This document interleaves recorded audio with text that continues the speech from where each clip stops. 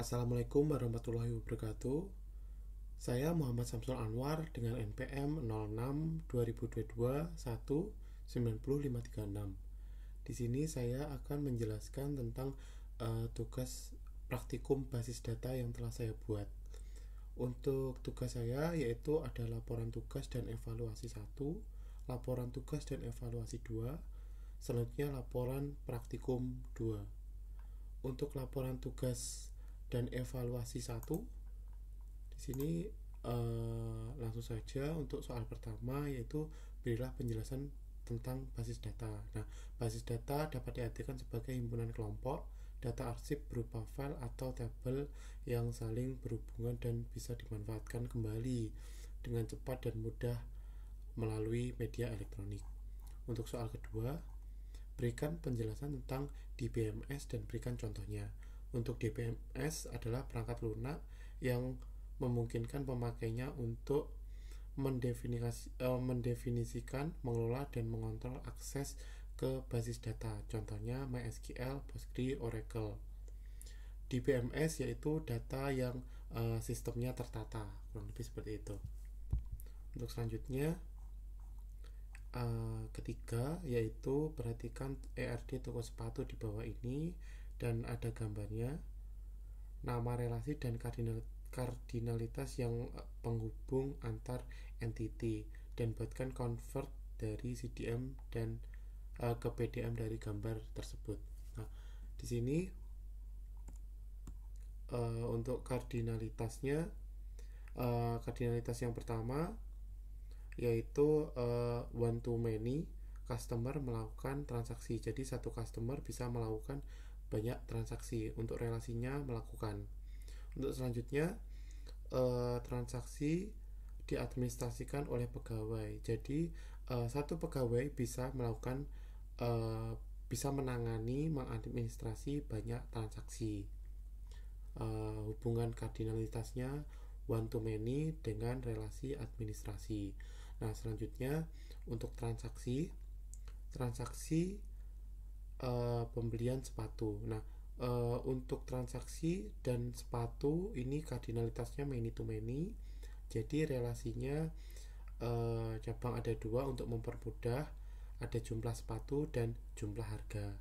Nah, selanjutnya hubungan sepatu dengan merek many to one, karena satu merek terdapat banyak sepatu, banyak tipe sepatu.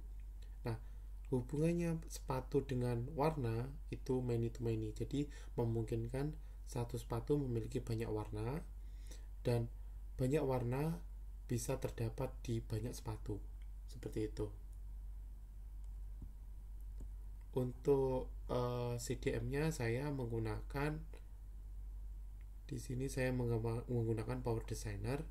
Nah, di sini untuk primary key-nya, primary key dari customer yaitu ID customer, data berupa integer. Di sini ada garis bawahnya. Melakukan transaksi dengan primary key ID transaksi. Selanjutnya ID pegawai sebagai primary key dari pegawai, dari tabel pegawai.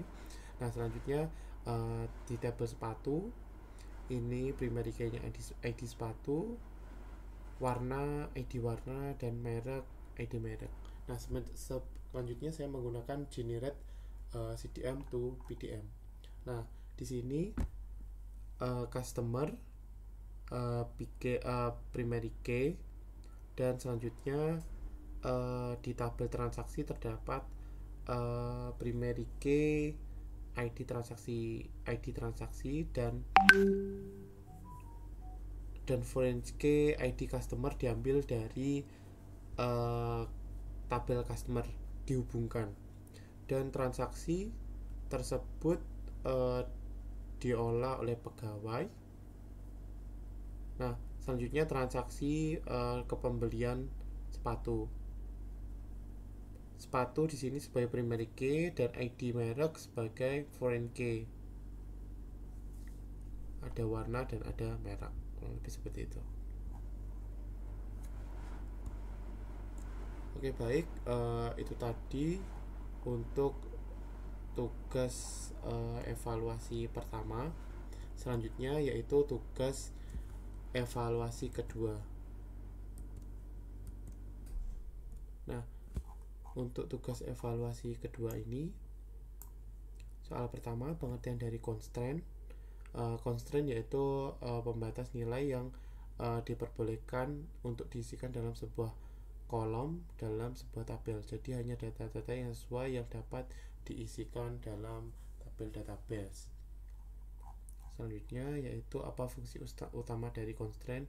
Fungsi utamanya adalah untuk menjamin konsistensi dan integrasi data-data yang diisikan dalam sebuah tabel. Selanjutnya ketiga adalah penjelasan dari primary key dengan foreign key. Nah, primary key terdiri dari kombinasi unik, tidak boleh sama dan tidak boleh null. Jadi dalam tabel constraint ini digunakan untuk record dalam tabel secara unik. Nah, untuk foreign key sendiri itu merupakan kandidat dari primary key di tabel lain dan dihubungkan dalam tabel tersebut.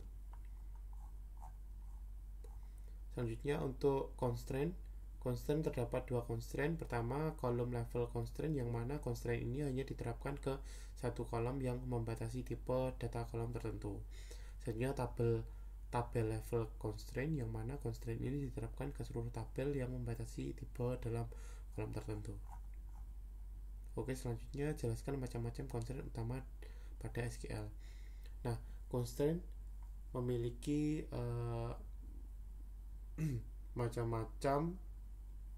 Nah, yang pertama adalah not null, berarti constraint tersebut tidak boleh kosong. Kedua, unique, berarti constraint tersebut berbeda dengan kolom lain. Primary key, kombinasi not null dan unique, yang berarti kolom tersebut tidak boleh kosong dan tidak boleh sama. Selanjutnya foreign key, batasan ini digunakan untuk menghubungkan dua tabel bersama-sama, dan ini juga dikenal dengan kunci referensi kolom. Jadi ketika melakukan join table kita menggunakan foreign key. Terus terakhir yaitu cek, nilai yang dimasukkan dalam kolom harus dipenuhi dengan kondisi yang diberikan.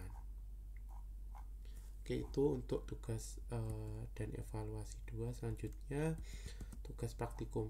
Nah, tugas praktikum ini yang pertama adalah apa yang kamu ketahui tentang data, basis data, sistem basis data, dan DBMS. Data adalah sekumpulan informasi yang diketahui dapat direkam dan memiliki makna tersirat. Basis data adalah himpunan kelompok dan arsip berupa file tabel yang saling berhubungan dengan adanya pengulangan. Nah, sistem basis data adalah tatanan yang terdiri atas sejumlah komponen fungsional dengan satuan fungsi dan secara bersama-sama bertujuan memenuhi satu proses. Untuk DBMS adalah perangkat lunak yang memungkinkan pemakainya untuk mendefinisikan, mengolah, dan mengontrol akses ke basis data. Untuk DBMS itu seperti produknya yaitu MySQL, Postgre, dan lain sebagainya. Untuk basis data adalah untuk sistem basis data adalah datanya, sedangkan DBMS adalah aplikasi pengolahnya. Selanjutnya yang kedua adalah jelaskan dan gambarkan ilustrasi dan dari fungsi DBMS. Fungsi DBMS adalah membangun, memanipulasi, melindungi database. DBMS juga dapat diartikan sebagai aplikasi untuk mengolah. Misalkan data tabel A diolah oleh aplikasi MySQL. Jadi di pernyataan tersebut MySQL berfungsi sebagai aplikasi pengolah database DBMS. Contohnya DBMS seperti tadi VirtualBox, Postgre, Oracle, MySQL. Ketiga adalah sebutkan case tool yang dapat dipakai untuk melakukan perancangan atau pemodelan database. Nah, di sini ada Oracle, Postgre, MySQL. Keempat, apa perbedaan antara MySQL Shell dan GUI? Untuk Shell sendiri itu CLI atau berbarisnya teks, sedangkan MySQL GUI itu yang berhubungan bisa diklik gambarnya dan kita bisa mengkode dengan hanya mengeklik gambar. Salah satunya PHP MyAdmin, bisa ID SQL, bisa DB Weaver dan lain sebagainya.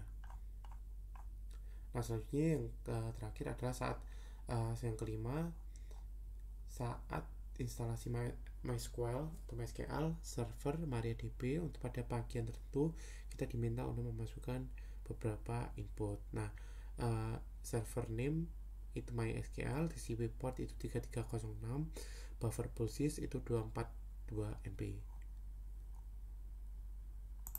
Oke, terima kasih saya ucapkan. Akhir kata, wassalamualaikum warahmatullahi wabarakatuh.